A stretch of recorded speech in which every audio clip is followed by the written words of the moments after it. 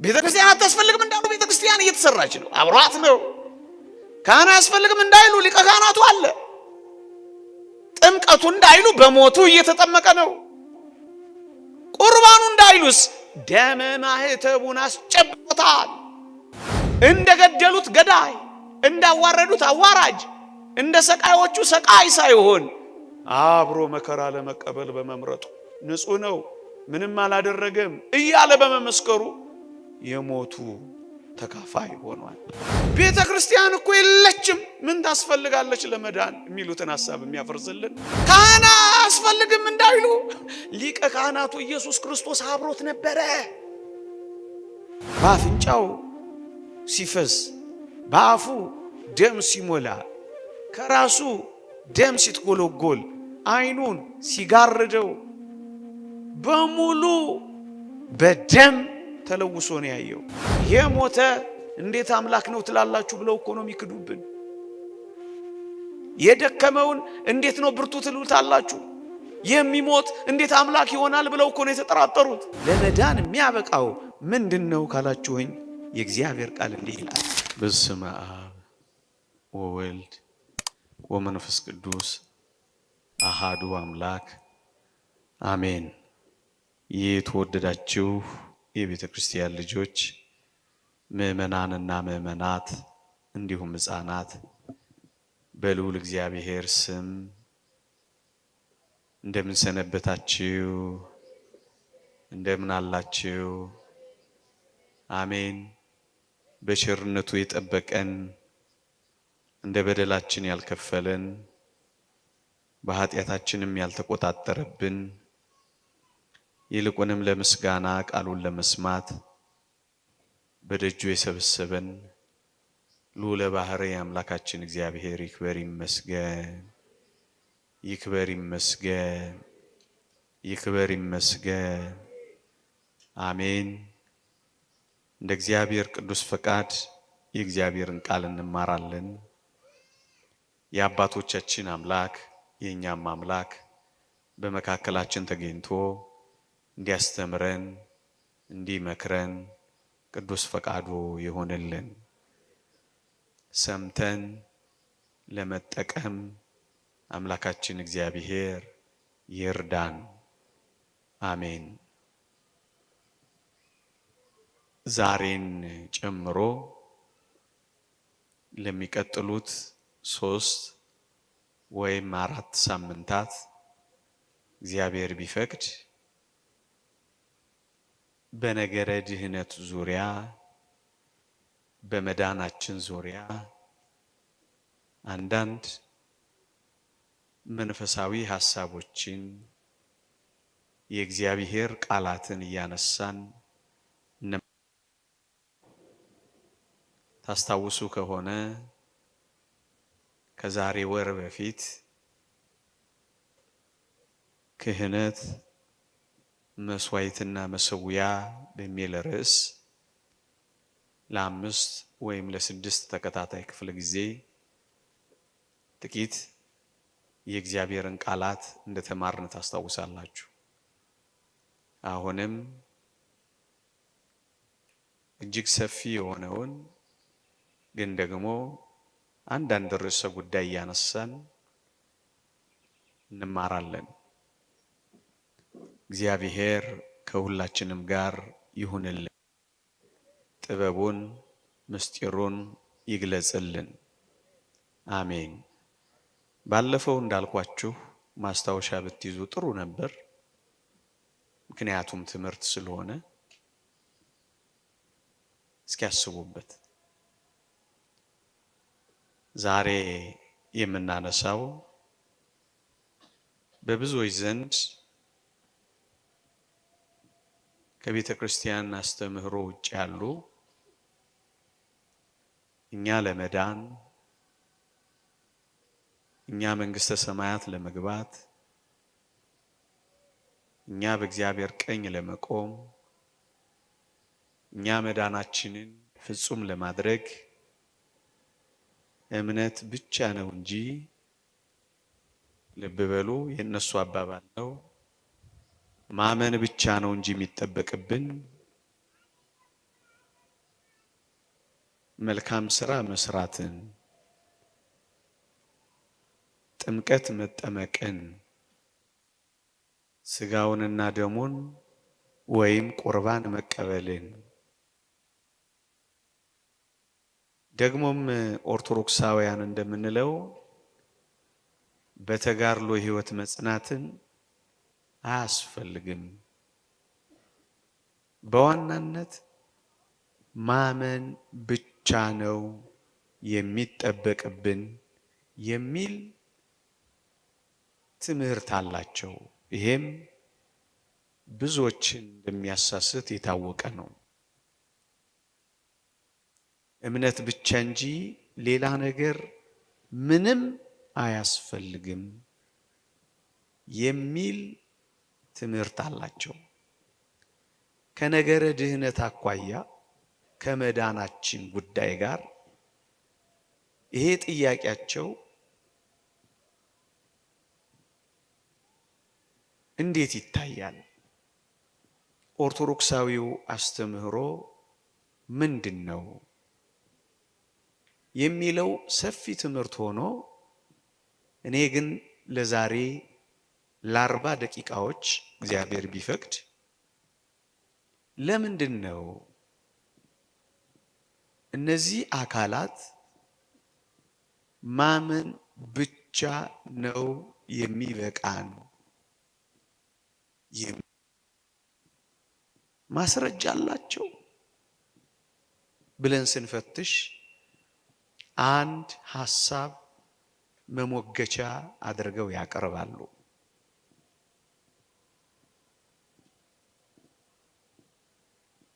እሱን ነው በጥቂቱ የምንፈትሸው። ቀስ እያልኩ ለማብራራት ለማስረዳት እሞክራለሁ። እምነት ብቻ ነው የሚያስፈልገን እንዲሉ ያደረጋቸው ብዙዎች ሲጠየቁ የሚመልሱት አንዱ በዚህ በሉቃስ ወንጌል ምዕራፍ 23 ከቁጥር 39 ጀምሮ ያለ በጌታችን በመድኃኒታችን በኢየሱስ ክርስቶስ ቀኝ የተሰቀለ ወንበዴ ነበረ። እዩ፣ ይሄ ወንበዴ በዛች መስቀል ላይ እንደነሱ ሐሳብ ነው አሁን ማወራላችሁ። አልተጠመቀም፣ አልቆረበም፣ መልካም ስራም አልሰራም። በማመኑ ብቻ እኮ ነው የዳነው ይሉና ለዚህ ነው እኛም እምነት ብቻ እንጂ መቁረብ፣ እምነት ብቻ እንጂ መጠመቅ፣ እምነት ብቻ እንጂ መልካም ስራ መስራት፣ እምነት ብቻ እንጂ መጋደል አያስፈልግም የምንለው ለዚህ ነው ብለው ያቀርባሉ። ይሄ ነው አንዱ በእምነት ብቻ ነው እንጂ እስካሁን የዘረዘርናቸው አያስፈልጉም ለመዳን የሚሉበት መሰረታዊ ሐሳብ። እንደ እግዚአብሔር ቅዱስ ፈቃድ እምነት ብቻ ነው ይሄ ሰውዬ በመስቀል ላይ ይሄ ወንበዴ ያሳየው እምነት ብቻ ነው?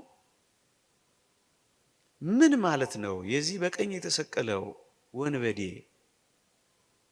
የመስቀል አኗኗሩ ምን ይመስል ነበረ የሚለውን ጥቂት በጥቂት ፈትሸን ሐሳባቸው ትክክል እንዳልሆነ ለማስረዳት በመሞከር እኛን ኦርቶዶክሳውያንን ብቻ ሳይሆን አንዳንድ በቅንነት መጽሐፍ ቅዱስን ለሚመረምሩ ገነዘቡ እንጋብዛለን። እግዚአብሔር ከሁላችንም ጋር ይሁን። ይህ ሰው እውነት ነው የመጀመሪያው ነገር በመስቀል ላይ ታላቅ እምነትን አሳይቶናል። እጅግ አስደናቂ እምነትን ገልጦልናል። እንዴት? እዩ።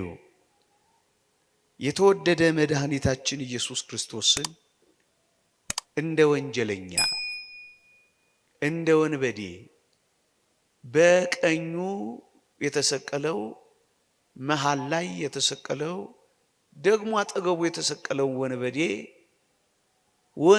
ወይም ወንጀለኛ በሚል ስም ስለተሰቀሉ ይሄ በቀኝ የተሰቀለው ወንበዴ የተወደደ መድኃኒታችን ኢየሱስ ክርስቶስን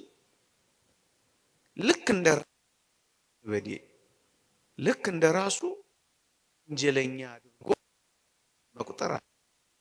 እዩት፣ እኔም ወንጀለኛ ነኝ፣ እሱም ወንጀለኛ ነው፣ እኩል ነን እኮ ብሎ ራሱን እኩል ወደ ማድረግ አልሄደም።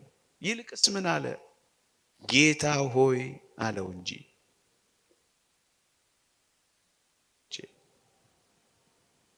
በመስቀል ላይ ስለተሰቀለ ዓለም ሁሉ ስለጠላው እንደ ወንጀለኛ ስለሰቀለው ይህንን ጌታ ወንጀለኛ ወንበዴ ለማድረግ አልደፈረም። ወይም አንተም ወንበዴ እኔም ወንበዴ እያለ ራሱን ከጌታችን ጋር ሊያስተካክል አልፈለገም። ይልቅስ ጌታ ሆይ እያለ ጌትነቱን እየገለጸ እምነቱን አሳወቀ። አንድ ሁለተኛ፣ አሁን የተወደደ መድኃኒታችን ኢየሱስ ክርስቶስን በመስቀል ላይ እያየው ያለው የወርቅ አክሊል ደፍቶ በትረ መንግስት ይዞ ወይም ንጉሥ ዳዊት ሶሎሞንም ለዙፋናቸው ከሊባኖስ የሚያስመጡት የዝግባ ዙፋን ላይ ተቀምጦ አይደለም ያየው፣ እርጥብ መስቀል ላይ ሆኖ ነው በመንግስት በመጣ ጊዜ አስበኝ ያለው። እዩ፣ የሾህ አክሊል ደፍቶ ነው ያየው። ዘውድ አልደፋ፣ ካባ አላረገም። በጅራፍ ንቅሳት ተሞልቶ ነው ያየው። የሚሰግድለት ሰራዊት አላየም፣ የሚዘብትበት አየ እንጂ። ግን በመንግስትህ ሲለው ስሙማ በሞቴ ከዚህ የበለጠ አስደናቂ እምነት አለ? ባለ መንግስት መሆኑን፣ ባለ ስልጣን መሆኑን፣ ባለሟሎች ያሉት ጌታ መሆኑን እንዴት እንዳመነ ተመልከቱት። ይሄ ብቻ አይደለም። እንደ አይሁድና እንደ ደጋግ ሐዋርያት የተወደዳችሁ ኦርቶዶክሳውያን 12 ዓመት ደም ሲፈሳት የነበረችውን የዮስቲናን ደም ሲያስቆም አይደለም ያየው ይሄ ሰው። እና ምንድን ያየው? ደሙ ሲፈስ፣ በአፍንጫው ሲፈስ፣ በአፉ ደም ሲሞላ፣ ከራሱ ደም ሲትጎለጎል፣ አይኑን ሲጋርደው በሙሉ በደም ተለውሶ ነው ያየው። ደም ሲያስቆም አይደለም ያየው። ይህ ምን አይነት አስደናቂ እምነት ነው! ደም ያስቆመው ደም ሲፈሰው አይቶ ነው ያመነው። ይህ ምንኛ አስደናቂ ነው ወገኖቼ! ደም ሲያስቆም ማመን አንድ ነገር ነው። ደሙ ሲፈስ ማመን ግን ምን ያክል አስደናቂ ነው! ለዚህ ነው በመስቀል ላይ አስደናቂ እምነት ነው ያሳየው ያልኳቸው። ሌላ በጥብርያዶስ የ5 ገበያ ህዝብ መግቦ 12 መሶብ ተርፎ ሲያስታቅፋቸው አይደለም ያየው። እና ምንድን ያየው? ተጠማው ያለ ሲቃትትና ሲያቃስት ነው ያየው። ይሄን ማመን አይደንቅም? በሆድሽ የህይወት ወንዝ ውሃ ይፈልቃል ሲል አይደለም የሰማው፣ ውሃ አምጡልኝ ሲል ነው የሰማው። ይሄን ማመን አይደንቅም? ይሄ ብቻ አይደለም። ብዙ ሰራዊተ መላእክት ከበውት አይደለም ያየው። እና ምንድን ያየው? ብቻውን ሲተው ነው ያዩት። ወይም በደብረ ታቦር ካንተ ወዴትም አንሄድም አንተውህም ሲሉት አይደለም የሰማው። እና ምንድነው? ብቻውን ተትቶ አምላኬ አምላኬ ስለምን ተውኸኝ ሲል ነው የሰማው። እዚያ አብረንህ እንኑር ሲሉት አልሰማም በደብረ ታቦር። እናስ ሁሉም ትተውት ሲሸሹ ነው ያየው። ይሄንን ማመን አያስደንቅም? የተወደዳችሁ ኦርቶዶክሳውያን፣ ለመድኃኒታችን ብዙዎችን ከስቃያቸው እረፍት ሲሰጣቸው፣ ከአጋንንት ሲያሳርፋቸው፣ መቃብራት ላይ ራሳቸውን ከሚቧጭሩ ብረር ከሚላቸው ሲያሳርፋቸው፣ አረፋ ከሚደፍቃቸው ነፃ ሲያወጣቸው፣ ጨረቃ እየወጣ ሲጥላቸው፣ ደግሞ ወደ ቀለባቸው ሲመልሳቸው፣ ከሚያሰቃያቸው ሲያድናቸው አይደለም ያየው። እና ምንድን ያየው? ይልቅስ በጽኑ ሲሰቃይ ነው ያየው። የተሰቃየውን ማመን አይበልጥም? ይህ ነው እኮ እምነት የሚባል ኦርቶዶክሳውያን። እምነት የሚባለው የተሰቃየውን ጭምር ማመን ነው። ስቅይት ውስጥ ያለውን ጭምር መቀበል ነው። እየተሰቃየንም ቢሆን ማመን ነው እምነት የሚባለው። አስደናቂው እምነት ይሄ ነው ወገኖቼ። አመነው። የተወደዳችሁ ኦርቶዶክሳውያን፣ መላእክት ተነጥፈውለት አይቶ ቢያምን ምን ይደንቅ ነበር? እና ምንድነው? መሬት ለመሬት ሲጎተትና ሲነጠፍ እኮ ነው ያየው። ታዲያ ይህ እምነት አስደናቂ እምነት አይደለም? የተወደዳችሁ ኦርቶዶክሳውያን፣ በደብረ ታቦር ፊቱ እንደ ፀሐይ ሲያበራ ልብሱ ብቻ አይደለም ኮነ ጻዳ ከመበረድ እንደ በረዶ ነጭ ሆኖ አይደለም ያየው። እናስ በደም ርሶን ያየው።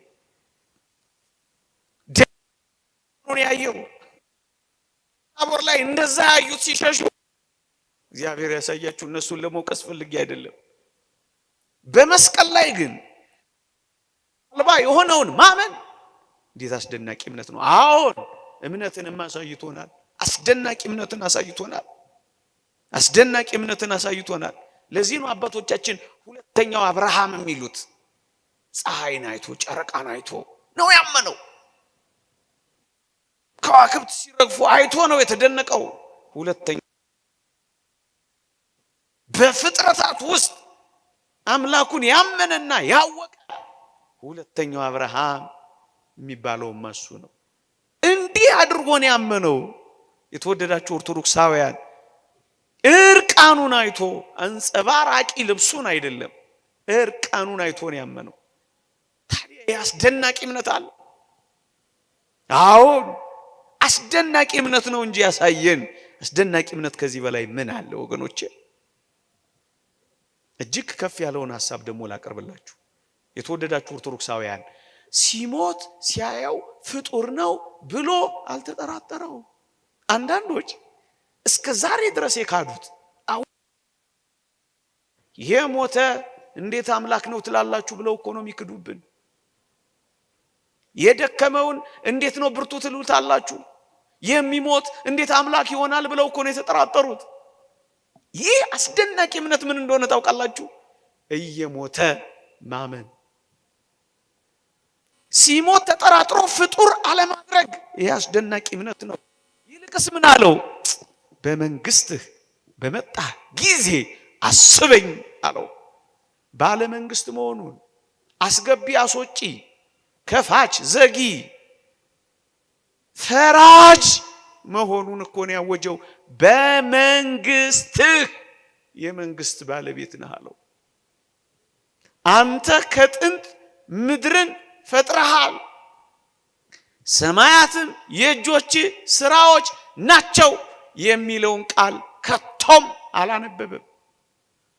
ጌታ ሆይ አምላክህ ዙፋንህ የዘላለም ዙፋን ነው የሚለውን ጥቅስ ቅዱስ ጳውሎስ አልጻፈለትም ነበር። የዕብራውያንን መልእክት እንደኔና እንደናንተ ቁጭ ብሎ አልተማረም ነበር።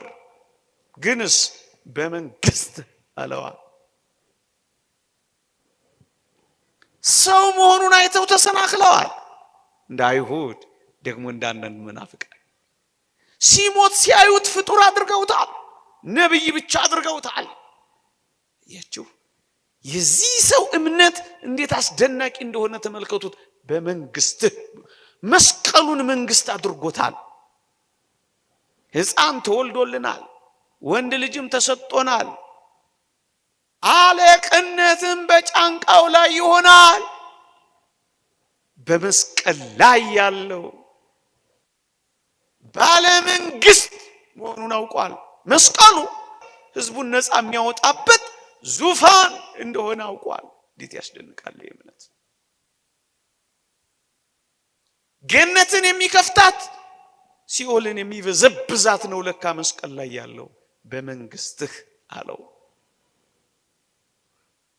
በእኔ የማይሰናከለው ቢኖር ብፁዕ ነው። ቃል የሚገባው ሆኗል፣ አልተሰናከለም።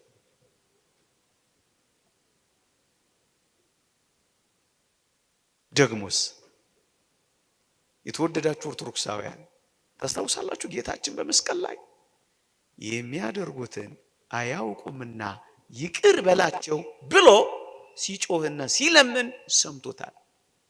ግንስ ጌታ ሆይ በል እንግዲህ ለነሱ ከለመንክላቸው ለኔም በነካጅህ ለምንልኝ አማልደኝ ሲለው እኮ አትሰሙም።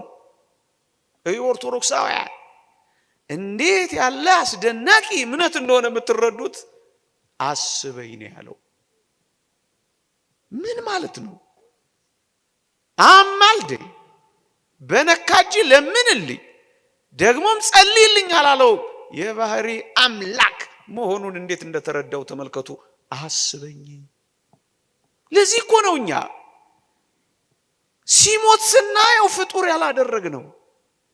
ሲጸልይና ሲለምን ስናየው አማላጅ የማናደርገው እኮ ለዚህ ነው ወገኖቼ። አስበኝ የምንለው አስደናቂ እምነትን ነው ያሳየን። አሁን አስደናቂ እምነትን አሳይቶናል። ይህንን ብቻ አይደለም። ታዲያስ ሌላ ምን አሳይቶናል ይህ ሰው? ከዚህ አስደናቂ እምነት ባሻገር የተወደዳችሁ ኦርቶዶክሳውያን ልክ ነው አምኗል። ብቻ ግን አይደለም። እነሱ እዚህ ላይ ብቻ አቁመዋል። እንደውም ይሄን ያህልም አይመረምሩትም። ምን በወጣቸው አይፈትሹትም። አምኗል። ይሄ ብቻ አይደለም። እናማ ከዚህ ወዲህ ያሉትን ሐሳቦች ልብ ብላችሁ ተከታተሉኝማ። እዩ። የመጀመሪያው ነጥብ አንድን ሰው ወደ ሕይወት የሚመራው ለመዳን የሚያበቃው ምንድነው ካላችሁኝ፣ የእግዚአብሔር ቃል እንዲህ ይላል። መጽሐፈ ምሳሌ ምዕራፍ 19 ቁጥር 23 ላይ እግዚአብሔርን መፍራት ወደ ሕይወት ይመራል፣ የሚፈራውም ጠግቦ ይኖራል፣ ክፉ ነገር ማያገኘውም ይላል። ይሄንን ወንበዴ ወደ ሕይወት የመራው ምንድነው ካላችሁኝ፣ ማመኑ ብቻ አይደለም። እናስ እግዚአብሔርን መፍራት በልቡ አድሯል። እግዚአብሔርን መፍራቱ ወደ ሕይወት መርቶታል። ወገኖቼ እግዚአብሔርን መፍራት ነው ወደ ሕይወት የሚመራው። እግዚአብሔርን መፍራት ነው የጥበብ ሁሉ ቁንጮ የሆነው። እግዚአብሔርን ስለፈራ ወደ ሕይወት መግባት አግኝቷል። እግዚአብሔርን ስለፈራ ከክፉ ነገር ሁሉ ድኗል። እግዚአብሔርን መፍራቱን ልታሳየን ትችላለህ? አዎ፣ እዛው የሉቃስ ወንጌል ምዕራፍ 23 ከቁጥር 39 ጀምሮ አንብቡት። ምን ይላል መሰላችሁ? ጓደኛውን ምን አለው? ክርስቶስን ምን አለው? ጓደኛው በግራ የተሰቀለው አንተ አለው ከመስቀል ላይ ውረድ እኛንም አድነን ብሎ እየሞተ ያለውን ክርስቶስን ይዘበዝበው ጀመር። አንተ ክርስቶስ ከሆንክ ውረድ ይለው ጀመር። ይህኛው በቀኝ የተሰቀለው ምን አለ መሰላችሁ? አንተ አለው ጓደኛው፣ የብዙ ጊዜ ባልንጀራው፣ አንተ እንደዚህ ባለ ፍርድ ሳለ እግዚአብሔርን ከቶ አትፈራውም? ምን አይለው መሰላችሁ? አያችሁ፣ ወደ መዳን ያመጣው ማመኑ መሰላችሁ? ካመነው በኋላ እግዚአብሔርን በመፍራት መኖሩን ገልጧል። እግዚአብሔርን ከቶ አትፈራውም? ምን እግዚአብሔርን መፍራቱ ወደ ሕይወት መርቶታል። የልብ ፍርሃቱን ክርስቶስ አውቆለታል። እግዚአብሔርን የሚፈሩ ሁሉ ለሱ እንደሚገዙ እግዚአብሔር ያውቀዋል።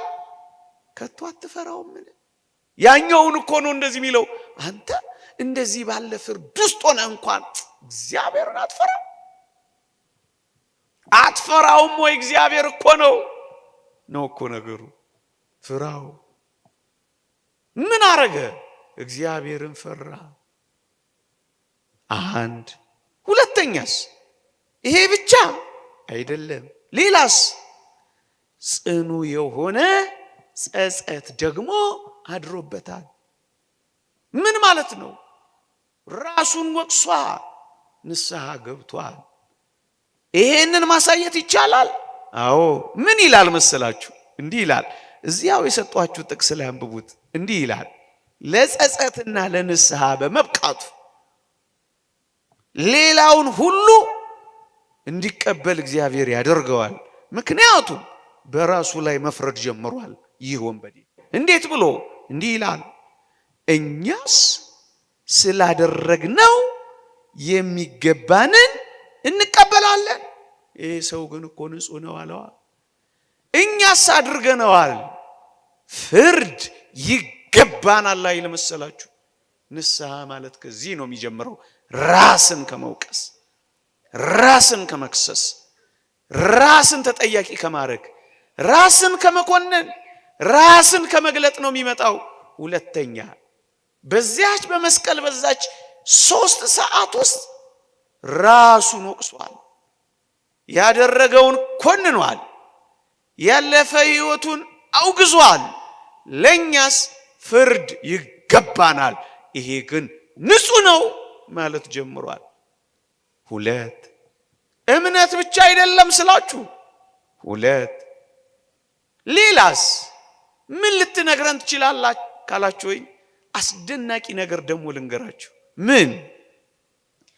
ይህ ሰው ጌታችን መድኃኒታችን ኢየሱስ ክርስቶስን መስቀል ላይ ነው ያየው፣ ያወቀው፣ አጠገቡ ነው የሆነው። ብዙ ዘመን ባልንጀራ የሆነው አጠገቡ አለ። መስቀል እንዴት እንደለያቸው ተመልከቱ። መስቀሉን ክርስቶስን የሚያስቀድሙ ሰዎች ሁሉ ከዓለም ለመለየት ይችላሉ፣ ፈቀቅ ይላሉ፣ ከዓለም ጋር አይስማሙም። እንዴት እንደማይስማማ ተመልከቱ። ምን እንዳደረገ ግን ታውቃላችሁ? በሶስተኝነት እንዲህ ይላል፣ ስለ ጌታችን ስለ መድኃኒታችን ስለ ኢየሱስ ክርስቶስ ንጽሕና የሚመሰክር በታጣበት በዚያ ሰዓት ምስክር ሰማዕት ሆኖ ቀርቧል። ደግሞ አለው ምስክር ሆኗል። ሰማዕት ማለት እኮ ምስክር ነው። ከመስቀል የመውረድ እድል ቢኖረው እንኳን ላይወርድ ምስክር መሆን ጀምሯል። ምን ብሎ መሰከረ? አንብቡት እዛው ጥቅስ ላይ እንዲህ ይላል፣ ይህ ግን ምንም ክፋት አላደረገም፣ ንጹሕ ነው ብሎ አይሁድንም ሮማውያንን ይሄን ዓለም ሁሉ ተቃውሟል። በሐሰት የከሰሱትን እውነተኛ እንደሆነ መስክሯል። ሐዋርያት መመስከር ያልቻሉትን መስክሯል። ምንም ክፋት አላደረገም። ይህ እኮ ፍጹም ትምህርት እኮ ነው። ዘእንበለ ኃጢአት በኃቲታ ኃጢአት የሚባል አላደረገም። ክፋት የሚባል የለውም።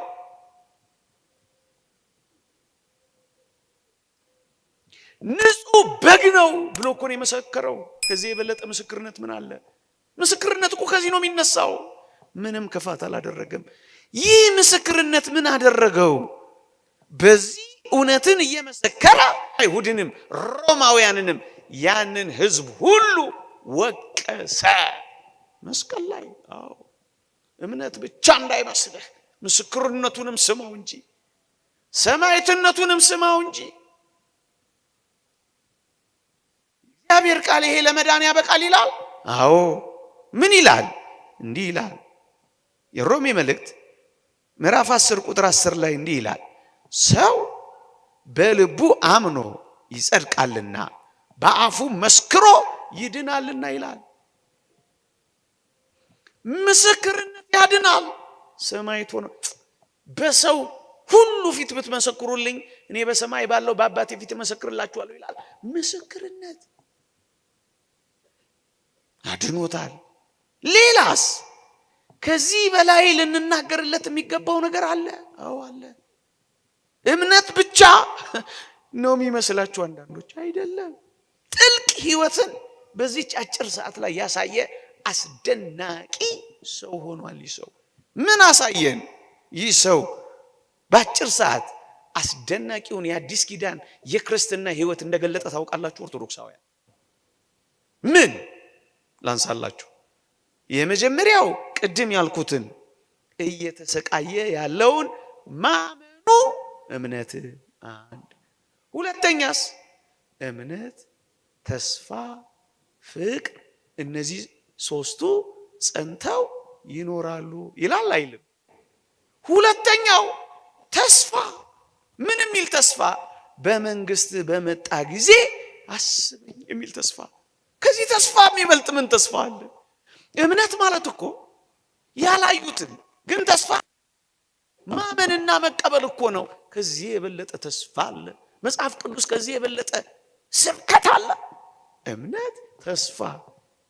የተወደዳችሁ ኦርቶዶክሳውያን የክርስትና አጠቃላይ ስነ ምግባራት እኮ ተጠቅልለው ያሉት ተስፋ ፍቅር ላይ እኮ ነው።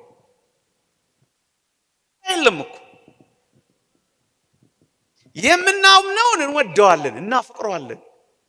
የምናፈቅረውን ደግሞ ተስፋ እናደርገዋለን። በቃ በእነዚህ በሶስቱ ነው የጸናው እኮ ነው የሚለው። ይሄን ጽናት መስቀል ላይ አሳይቶታል። ፍቅርስ እንዴት ይደንቃል! በምን ፍቅር ተገልጧል? ጓደኛውን መምከሩ ነው። ለማስተማር ስራ መጀመሩ ነው። አንተ በዚህ ፍርድ ላይ ያለህ እግዚአብሔርን አትፈራውም ምን እያለ እኮ ወንድሙን ማስተማር ጀምሯል። ይህ ምንድነው? ፍቅረ ቢጽ አይደለምን? ወንድምን መውደድ። ድህነት በሁለቱ ምሰሶዎች ላይ እኮ ነው ያሉት። በምንና በምን? በእምነትና በፍቅር። መጽሐፍ ቅዱስን በሙሉ ተመልከቱት። ድህነትን በእነዚህ ሲፈጽም ታዩታላችሁ። አንተ እምነት አለኝ የምትል እምነትህን እስኪ ከምግባር ለይተህ አሳየኝ ይላል ቅዱስ ያዕቆብ። ምግባር የሚመሰረተው ወንድምን በማፍቀርና በመውደድ ነው። ምንም ያረግ ወንድሙን በተግሳጽ ወንድሙን በምክር ወንድሙን እውነታውን እንዲያይ በማድረግ የተራበች ነፍሱን መመገብ ጀመረ። ወገኖቼ ፍቅረ ቢጽ ወይም ስነ ምግባር ማለት እኮ የተራቆተን ማልበስ ብቻ አይደለም። እናስ የተራቆተች ነፍስን ማልበስ ጀመረላችሁ። የተራበች ነፍስን እየመሰከረ ለማዳን ጥረት ያደርግላችሁ ጀመረ። ራበኝ ቢልህ ጥገብ ብትለው፣ በረደኝ ቢልህ ሙቅ ብትለው፣ ይልቅ የሚያስፈልገውን ካልሰጠህ እምነትህ በምግባር ካልተገለጠ ይላል። እምነቱን በተግባር ገለጠ። በምን? በፍቅረ ቢጽ ወንድምን በማፍቀር ክርስቶስን በመውደድ ክርስቶስን በማፍቀር ብቻ አላቆመም። ወንድሙን ይልቅ ይገስጸውና ይመክረው ጀመረ። ይሄ ምንድን ነው? አጠቃላይ የክርስትና ሕግጋትና ትእዛዛት እኮ ነው። ምእመናን መፈጸም ጀምሮላቸዋል። እንጨምር። እየሰማችሁኝ ነው? ደግሞም እየገባችሁ ነው? ድምጻችሁ አይሰማኝም? በሚገባ እግዚአብሔር ይመስገን። ልጨምር። እዩ በጣም የሚገርም ነገር ደግሞ ልንገራችሁ። በኋላ ላይ የምጨምርላችሁ ነገር አለ። ግን ስሙኝ። ይህ ወንበዴ አልተጠመቀም፣ አንዳንዶች አልቆረበም፣ አንዳንዶች ትእዛዛትን አልፈጸመም፣ አንዳንዶች እንዲህና እንዲያ አልሆነም ብለው ሊከሱት ብለው ሊወቅሱት ይሞክራሉ። እስኪ ልቦናችንን ሰፋ እናደርግና የቅዱሳት መጻሕፍትን ሐሳብ ቀስ ብለን ለመመርመር እንሞክር። ምን እናንሳ መሰላችሁ? ጥምቀት ማለት ልብ በሉ፣ ጥምቀት ማለት የምንጠመቀው ጥምቀት እኔና እናንተ አንድ ነገርን ያሳያል። ምን ያሳያል መሰላችሁ? የሮሜ መልእክት ምዕራፍ 6ን ስታነቡ ምን ይላል? ከክርስቶስ ጋር በሞቱ እንተባበር ዘንድ የተጠመቅን ሁላችን ይላል። እኛ ሁላችን ስንጠመቅ ውሃ ውስጥ ስንነከር ውሃ ውስጥ ማድረጋችን ነው። ምን? ከክርስቶስ ጋር በሞቱ መተባበር። ሰምታችሁኛል? ገባን አይደል? ውሃ ውስጥ እሱ ማለት ከክርስቶስ ሞት ጋር መቀበር ነው። ሮሜ መልእክት ምዕራፍ 6ን ተመልከቱት። ስንወጣስ፣ ከውሃ ውስጥ ስንወጣስ መግባት፣ መነከር፣ መዘፈቅ፣ መቀበር ከሆነ ከውሃ ውስጥ ስንወጣስ መነሳት ነው። እየሰማችሁኝ ነው?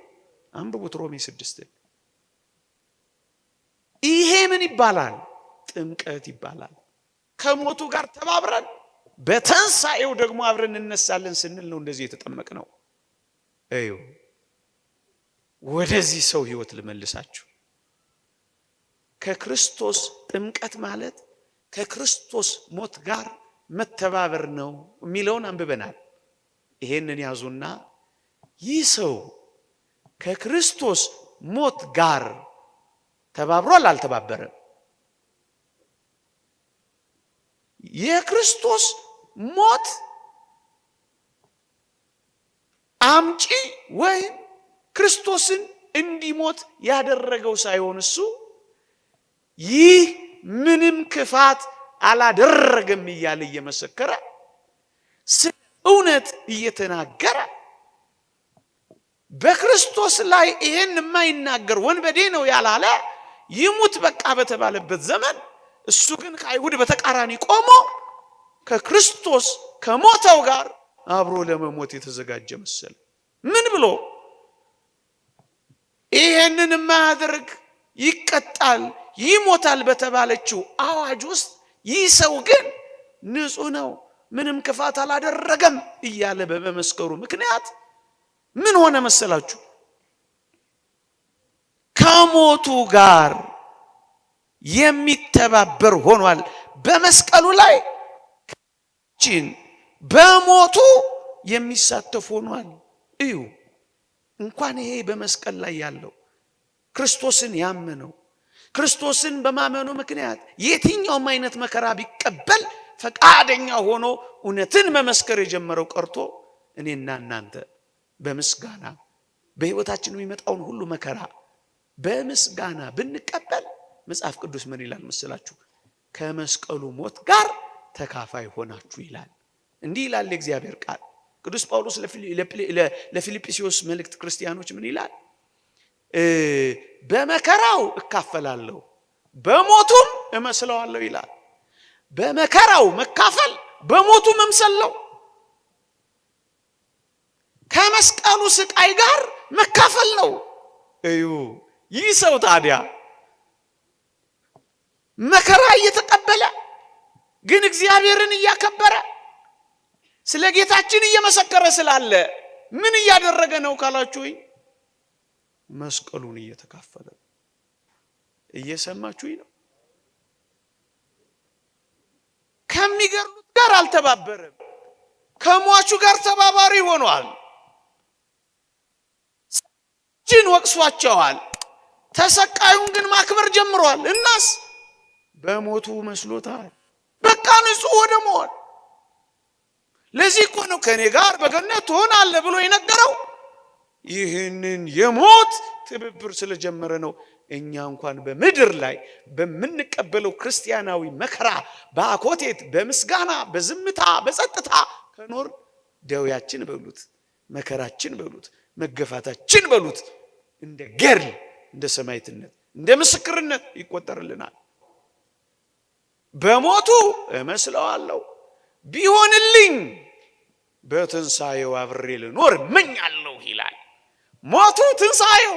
ለዚህ እኮ ነው ሟች መሆኑን ከክርስቶስ ጋር የምታረጋግጡት ከኔ ጋር በገነት ትሆናለህ አለው። ትንሣኤውን ገለጸለት።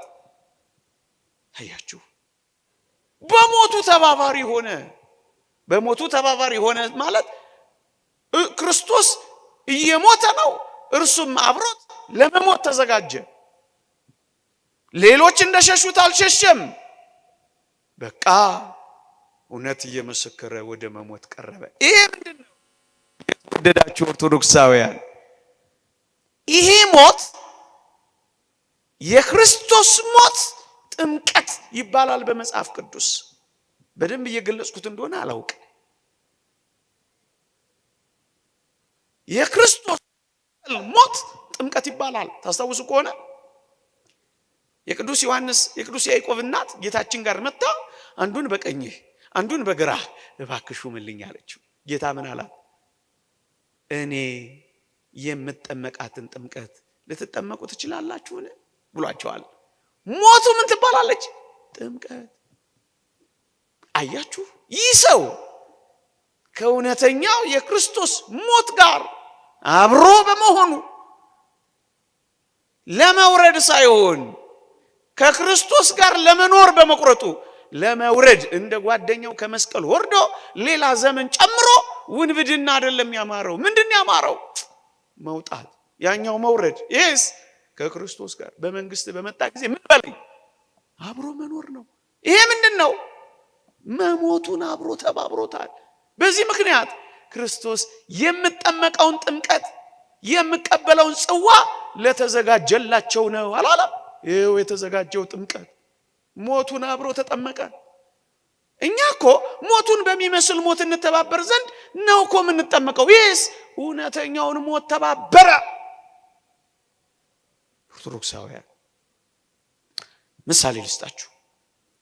ለውሃ ጥምቀት ሳይደርሱ ክርስትናን ተቀብለው ደግመዋለሁ፣ ለውሃ ጥምቀት ሳይደርሱ ክርስትናን ተቀብለው ሰማዕትነት የሚቀበሉ ደጋግ ክርስቲያኖች የሚያፈሱት ደም ጥምቀት ይሆናቸዋል። የደም ተጠማቂዎች፣ የደም ቆራቢዎች ይባላሉ በቤተክርስቲያን ታሪክ። እነዚህ አሉ። ለውሃ ጥምቀት አልደረሱም በተለያየ ምክንያት፣ ግንስ ደማቸውን አፈሰሱ። ከዛስ ጥምቀት ሆኖ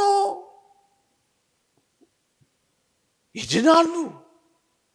አያችሁ፣ ይሄ ሰው ሞቱን ጥምቀት ያለው ጌታችን፣ ይሄም ሰው ከክርስቶስ አጠገብ በመሆኑ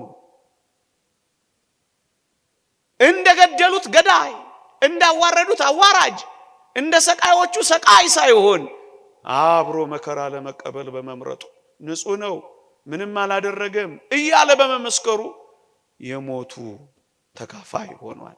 በዚህ ምክንያትስ አያችሁ በጥምቀቱ ተባብሯል። አንድ ትንሽ ረቀቅ ሊልባቸው ይችላል ለሌሎቹ። ኦርቶዶክሳዊ አእምሮ ላለው ሰው ግን በቅጡ ይረዳዋል። ሁለተኛውስ አንዳንዶች ቤተ ክርስቲያን እኮ የለችም ምን ታስፈልጋለች ለመዳን የሚሉትን ሐሳብ የሚያፈርዝልን ቤተ ክርስቲያን በመስቀል ላይ እየመሰረተ ከቤተ ክርስቲያን መስራቿ አጠገብ ቤተ ክርስቲያን ስትመሰረት አብሮ ነበረላችሁ። ቤተ ክርስቲያን የተመሰረተችው ከክርስቶስ ጎን በፈለቀው ውሃ ነው። እዛ ላይ ነው የተመሰረተችው። አብሮ ነበረ። ቤተ ክርስቲያንን ከመዳን ሕይወት ገለል አድርገው በየቤታቸው እንዳያደርጉት ምንም አያስፈልግም እንዳይሉት አብሮ ነበር ቤተ ክርስቲያን።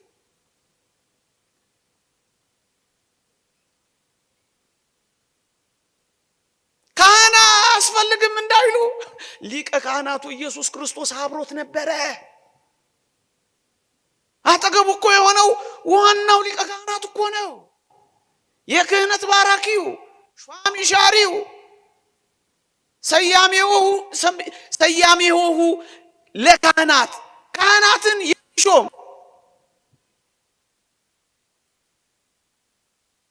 ካህናትን የሚሾም አብሮ ነበረ። ቤተክርስቲያን አታስፈልግም እንዳሉ ቤተክርስቲያን እየተሰራች ነው፣ አብሯት ነው። ካህን አያስፈልግም እንዳይሉ ሊቀ ካህናቱ አለ። ጥምቀቱ እንዳይሉ በሞቱ እየተጠመቀ ነው። ቁርባኑ እንዳይሉስ ደመ ማህተቡን አስጨብጦታል። ቅድም እንዳልኳችሁ አይነት ሰማዕታት አድርጎታል። ይህ ቤተክርስቲያን ራሷ አጠገቡ ነው። በዚህ ምክንያት ምን ሆኗል? ድህነቱን ተፈጽሞለታል። አንድ ሁለት ነጥቦች ልጨምርና ላብቃ። ከኔ ጋር ናችሁ? እየገባችሁ ነው? በጣም ጥሩ። ሁለት ነጥቦችን በርካታ ነጥቦችን ማንሳት እንችላለን። አንድ ሁለት ነጥቦችን ግን ላንሳላችሁ። እዩ፣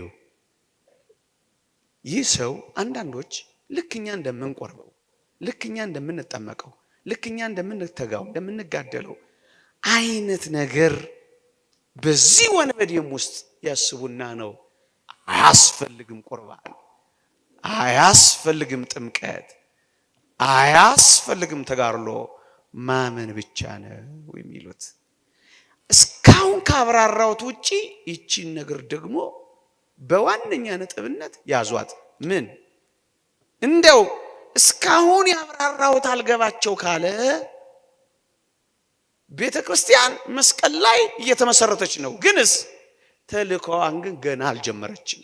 ደግሞ አለው ቤተክርስቲያን ተልእኮዋን የጀመረችው መቼ ነው ካላችሁ መንፈስ ቅዱስ ከወረደላት በኋላ ነው። እስከዚያስ ደጅ ዘግተው በር ቆልፈው በፍርሃት ርደው ነበር የነበሩት። ከዛስ በኋላ ወረደ፣ ተወለደ፣ ሞተ፣ ተነሳ፣ ተጠመቀ እያሉ መስበክ የጀመሩት ከዛ በኋላ ነው። ምን ማለት ነው ባጭሩ? ይህ ወንበዴ እንደኛ በውሃ ጥምቀት እንደኛ በቅዳሴ ቁርባን ባለበት የጊዜና የቦታ ሁኔታ ላይ አይደለም። ደግሞ አለው ምን ይላል? ከጊዜና ከቦታ ውጭ ነው። ቢዮንድ ታይም ኤንድ ስፔስ፣ ከዚያ ውጭ ነው ያለው ይህ ሰው። ቤተክርስቲያን ገና በመስቀል ላይ እየተመሰረተች ነው። የምስጢራት በይፋ ገና አልተጀመረም። ታዲያ ከየት ነው መጥቶ ይቁረብ የሚባለው? መጥቶ ይጠመቅ የሚባለው? አሁን ባልኳችሁ አስደናቂ ምስጢር እግዚአብሔር ጥምቀቱንም ማዳኑንም ቆጠረለት፣ አደረገለት እንጂ ከጊዜና ከቦታ ውጭ ነው። ቅድም እንዳልኳችሁ እኮ ነው። ከጊዜና ከቦታ ውጭ የሆኑትን እግዚአብሔር በተለየ መንገድ የሚያድንበት ረድኤት ካለው ሕግና ትእዛዝ ወይንም ደግሞ የተሰራው ስርዓት አያስፈልግም አይባልም። ደግሞ አለው። ለምሳሌ ቅድም እንዳልኳችሁ ለቁርባን ሳይበቁ ወይም ለጥምቀት ሳይበቁ የደም ሰማዕትነት ቢቀበሉ እግዚአብሔር በልዩ ምስጢሩ ያድናቸዋል። አትናስያን ላሳያችሁ። በአመንዝራነት ህይወት ኖረች። ከገዳም ወጣ። ዮሐንስ ሐጺር መጣ፣ አስተማራት። በጣም አለቀሰ፣ የተጸጸተች። ወደ ገዳም እሱ በሮ ከቤቷ ሲወጣ እሷን መከተል ጀመረች። ከዛስ ገዳም ሳያደርሳት ለንስሐ ሳያበቃት መንገድ ላይ አረፈች። ስቅስቅ ብሎ አለቀሰ። መጨረሻ ላይ እግዚአብሔር በራእይ ገለጠለት ለዮሐንስ ሐጺር። ምን ነፍሷን ንስሐ ሳላበቃት ወዮ እያለ አለቀሰ። እግዚአብሔር ግን ምን አረገ? ከቤቷ ደጃፍ በሯን ሳትዘጋ ይልቁኑ ለኔ ልቧን ከፍታ ደፋን ረግጣ ካንተ ጋር መብረር ስትጀምር ቁርጥ ህሊናዋን ንስሐ አድርጌ ተቀብያታለሁ አለው። እየሰማችሁ ነው? እግዚአብሔር እንደዚህ ነው። በጊዜና በቦታ ውስጥ የማይደርሱትን እግዚአብሔር ያድናል፣ መንገድ አለው። ይሄ ማለት ግን ቁርባን አያስፈልግም። ይሄ ማለት ግን የውሃ ጥምቀት አያድንም ማለት አይደለም። ግልጽ ነው? ግልጽ ነው? እንዲህ አድርጌ ልጠቅልለው ይሄን ሐሳብ። ልዩ አጋጣሚዎችና ሁኔታዎች በማዳን ጉዳይ ውስጥ ሲከተቱ ትእዛዛትን፣ ስርዓትን፣ ደንቦችን አያስፈልጉም የሚያስብል አይደለም። እዩ ክርስቲያኖች፣ በሕግ እንኳን አንዳንድ ልዩ ልዩ ደንቦችና ሕግጋት በልዩ ሁኔታ የሚታየው ከሕግ የማይቆጠሩ እንኳን ቢሆኑ አይጠቅሙም አይባሉም። ምን ይላሉ እነዚህ የሕግ ሰዎች? ኤክሰፕሽንስ አር ኖት ሩልስ ይላሉ። ልዩ ልዩ ድንጋጌዎች ኖረው ችግር የሚፈቱ ነገሮች አሉ። ያ ማለት ግን ሕግና ትእዛዙ አይደለም። ልክ እንደዚህ ሁሉ ጥምቀቱም ቁርባንም ተሽሯል ማለት አይደለም። ታስታውሳላችሁ? ስለ ምስጢረ ቁርባን ተምረናል አልተማርንም? እዚህ የነበራችሁ ሰዎች እስኪ እጃችሁን አውጡልኝ። ክህነት መስዋዕትና መሰዊያ በሚለው ትምህርታችን ቅዱስ ቁርባን ለመዳን እንደሚያስፈልገን ተማምረናል አልተማማርንም? እስኪ እጃችሁን አውጡልኝ። ሰይ ነበር። ጥቂት ሰው ነው የሚያወጣው እንጂ። እሺ እሱን ሪፈር አድርጉት። እየሰማችሁኝ ነው? ግሩም። ምን ማለት ነው? ሁል ጊዜ በሕግና በስርዓት ላይ ፈጽሙ የሚችሉ ነገሮች ሲገጥሙ በልዩ ሁኔታ የሚስተናገዱ ይኖራሉ። በሕግ ይሄ አሁን ያልኳችሁ ይባላል ኤክሰፕሽንስ አር ኖት ሩልስ። ስለዚህ ይህ ሰው ከሕግና ትእዛዛት ተግበራው በፊት የነበረ በመሆኑ በልዩ ሁኔታ ቢድን ቁርባን፣ ጥምቀት አያስፈልጉም ተብለው አይሻሩ። እኛ ጥያቄ እንጠይቃለን። ምን አዳም መች እንደኔና እንደናንተ ቤተ መቅደስ ተሰርቶለት ይቆረብ መች ተባለ? መችስ በውሃ ጥምቀት ተጠመቀ? እጆቹን ሲያሳያቸው በወይኒ ያላችሁ ውጡ፣ በጨለማ ያላችሁ ተገለጡ ሲላቸው የደም ተጠማቂዎች የደም ቆራቢዎች አይደሉም? ምን ልክ እንደነሱ ነው የሚቆጠረው። ይህ ሰው የመጀመሪያው ገነት የገባው እኮ እሱ ነው። ደመ ማኅተቡን ይዞ መላእክትን እስኪያስገርማቸው ድረስ አንተ ማን ነህ እስኪባል ድረስ በሱ ነው የገባው። ይሄን ሁሉ አስበን እምነት ብቻ አንልም። በሁለት የአባቶች ትምህርት ምስክርነት ልጨርሰው። እስካሁን የተናገርኩትን እጅግ አድርጎ ብሩህ በሆነ ትምህርት የሚጠቀልልልን አባቶች ትምህርት ነው። ልብ ብላችሁ ስሙኝ። አንደኛው ቅዱስ ቄርሎስ ነው። ሁለተኛው ቅዱስ ዮሐንስ አፈወርቅ ነው። በረከታቸው ይደርብን። እስካሁን ያልኩትን ጥቅልል አድርገው እንዴት እንዳስተማሩ ስሙልኝ። ቅዱስ ቄርሎስ እንዲህ ይላል። ይህ ሰው እጆቹና እግሮቹ ተቸንክረዋል። ካፉና ከልቡ በቀር አንዳች ነገር ሊያደርግ የሚችልበት ነፃ የሆነ አካል የለውም። በእግዚአብሔር ረዳትነት የቀሩትን ነፃ የሆኑትን ልቡንና አንደበቱን አቀረበ አለ። ሰምታችሁኛል? እጁ የተቸነከረ ሰው ከመስቀል ያልወረደ ሰው ልቡንና አንደበቱን ከመስጠት በቀር ምን ሊያደርግላችሁ ትፈልጉ ነበር ይላል ዮሐንስ አፈወርቅ። ከዚህ የበለጠ መስቀል ላይ ያለ ሰው ምን መስራት ይጠበቅበት ኖሯል ብሎ ደግሞ እሱ ያደንቃል። በረከታቸው ይደርብን። ማጠቃለያ የዮሐንስ አፈወርቅ ትምህርት ሕያው የሆነ ስራ ለሕያው እምነት ምስክር ነው።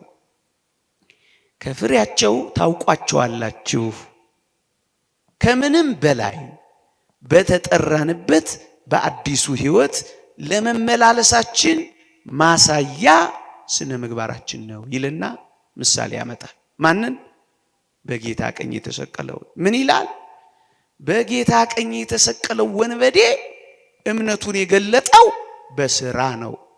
ሁሉም ሰው ፈጣሪውን በረሳበት በዚያ የጨለማ ቅጽበት በመስቀል ላይ በተሰቀለው ሳያፍር በሰው ሁሉ ፊት መሰከረለት። መከራን በመቀበሉ ያለ ማጉረምረም ፈጣሪውን አመሰገነ። ይህ ስራ አልመስላችሁ አለ ይላል። ከዚህ የበለጠ መልካም ስራ ከወዴት ይገኛል? አዎን፣ ይህ ሰው በእምነት ብቻ አይደለም የዳነው። ይቆየን። የእግዚአብሔር ቸርነት፣ የእመቤታችን አማላጅነት፣ የቅዱሳን በረከት ረድኤት አይለየን።